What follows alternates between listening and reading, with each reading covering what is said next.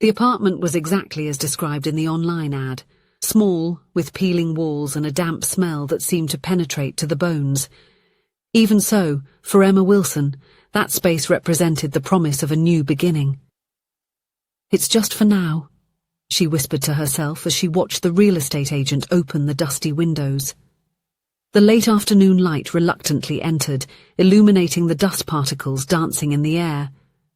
500 a month, including water and electricity, the man explained, his voice echoing in the empty space. "This is the best I could find with your budget." Emma nodded, clutching the strap of her worn-out bag where she kept all her savings. 3 months working double shifts as a waitress to save enough for the deposit and the first month's rent. It wasn't what she had dreamed of as a child, flipping through the pages of decoration magazines at her parents' house, imagining her future 2-story home with a blooming garden.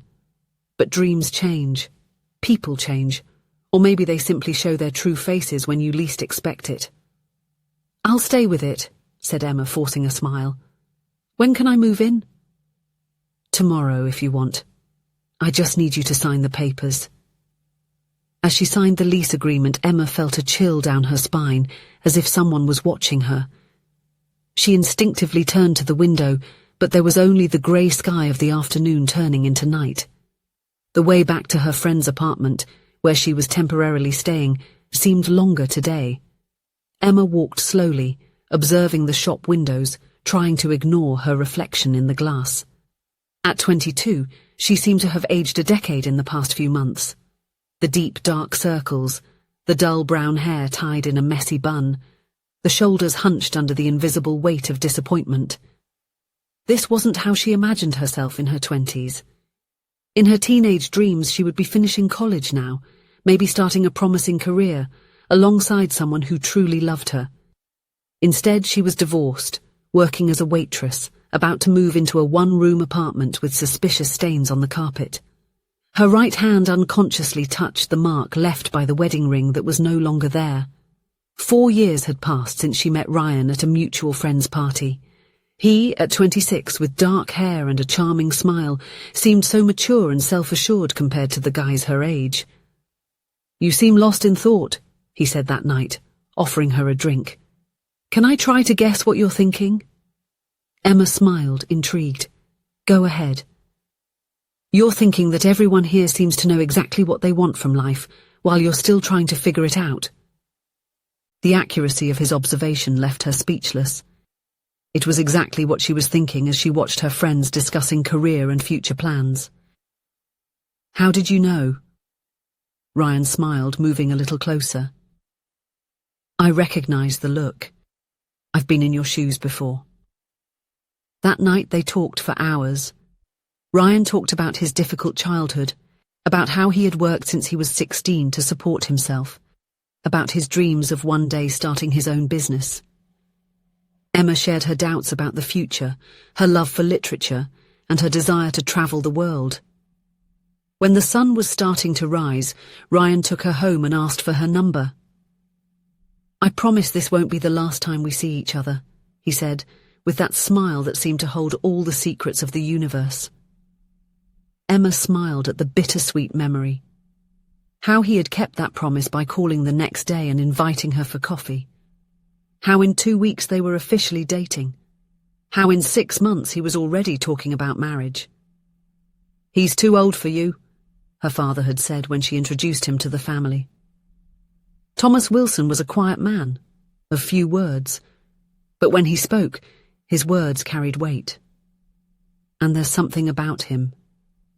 I can't trust him." "Dad, you're being unfair," Emma protested. "Ryan works hard, has ambitions. He loves me." Thomas just shook his head, exchanging a meaningful look with his wife, Helena. "True love is in no hurry, Emma. Marriage is a lifelong commitment. Think carefully." But Emma, with the obstinacy of an 18-year-old, was certain she had found her Prince Charming. Ryan made her feel special, grown up, as if together they could conquer the world. 6 months later, against her parents' advice, Emma wore a simple white dress at a civil ceremony, with only a few friends as witnesses.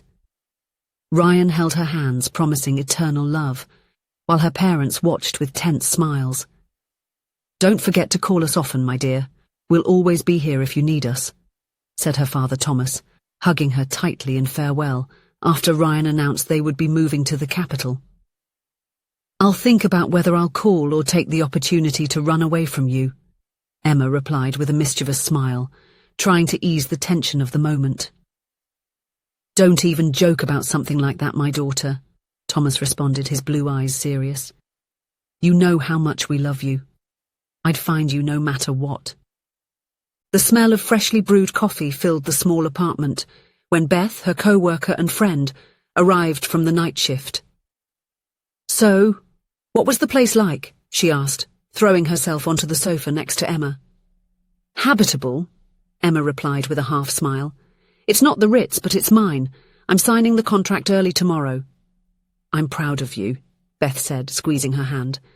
3 months ago you arrived here empty-handed, crying over that useless ex-husband. Now you're moving on." Emma nodded, feeling a lump in her throat. She hadn't told Beth everything. She hadn't mentioned how she avoided calling her parents, ashamed of her marriage's failure. How sometimes she would wake up in the middle of the night, hearing her ex-husband Ryan's voice. "The women in the capital are much more interesting than you." "Thank you for everything, Beth. I don't know what I would have done without you." "That's what friends are for," Beth replied, yawning.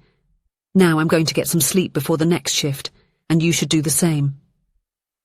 Emma agreed, but after Beth went to the bedroom, she stayed on the sofa, staring at the wall.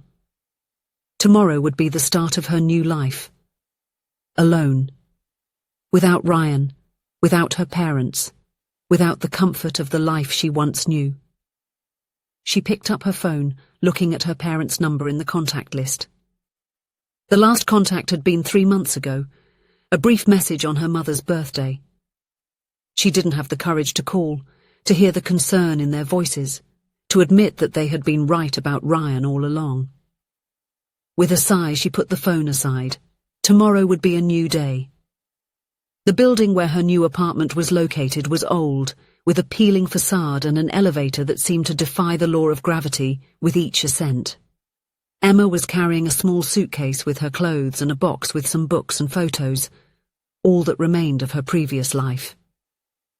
When she got out of the elevator on the 4th floor, she felt a chill. The hallway was deserted, but she had the strange sensation of not being alone.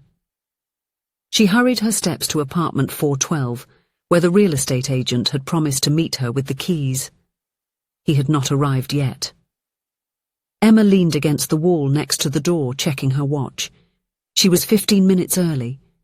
She closed her eyes for a moment, feeling the fatigue of the last few days, the sleepless nights, the double shifts. It was then she felt a hand on her shoulder. The heart raced. She turned abruptly, ready to scream when she saw a familiar face. Gentle blue eyes, grey hair at the temples, the same comforting smile she had known forever. "Dad," she whispered, incredulous. Thomas Wilson smiled, his eyes shining with restrained emotion. "I promised I would find you." Emma dropped the suitcase, throwing herself into her father's arms, the tears she had held back for months finally finding release. She sobbed against his chest, as she did when she was a child after a nightmare. How did you find me?" she asked between sobs. "Your friend Beth found our number and contacted us," Thomas explained, stroking her hair. "She was worried about you. She said you were moving today and gave us the address." Emma pulled away slightly, wiping her tears. "I didn't want you to know that I failed, that my marriage ended, that Ryan—" "Shh!" Thomas interrupted, holding her face in his hands. "You didn't fail, my daughter. Some relationships just aren't meant to last. This is not your fault." "But you warned me," Emma said, her voice choked. "You said marriage is forever, that I should think it over. And now here I am, divorced at 22, living in an apartment I can barely afford." "It's true I told you that," Thomas agreed. "But I also told you that we would always be available if you needed us. Your mother and I love you, Emma, no matter what happens." Emma closed her eyes, remembering her father's last words before her move to the capital. "Come back home with me, my daughter." "I can't," Emma replied, hesitant. "I have a job here. I just rented this apartment." "Your mother has already secured a spot for you at the municipal library," Thomas said. "And as for the apartment, well, I think losing the deposit is a small price to pay to have you back home." Emma hesitated. The idea of returning home, to the comfort of her childhood room, to her mother's meals, to the late-night talks with her father. It was tempting, but also frightening. "What if I fail again?" she asked in a low voice. Thomas smiled, his eyes full of understanding. "Then you will try again. That's how life works, Emma. We don't measure our worth by our failures, but by our courage to keep trying." At that moment, the real estate agent arrived, the keys jingling in his hand. "Miss Wilson, are you ready to enter your new home?" Emma looked at the man, then at her father, and finally at the keys that symbolized her forced independence, her self-imposed isolation. With a deep sigh, she made her decision. "Actually," she said with a genuine smile, the first in months, "there's been a change of plans."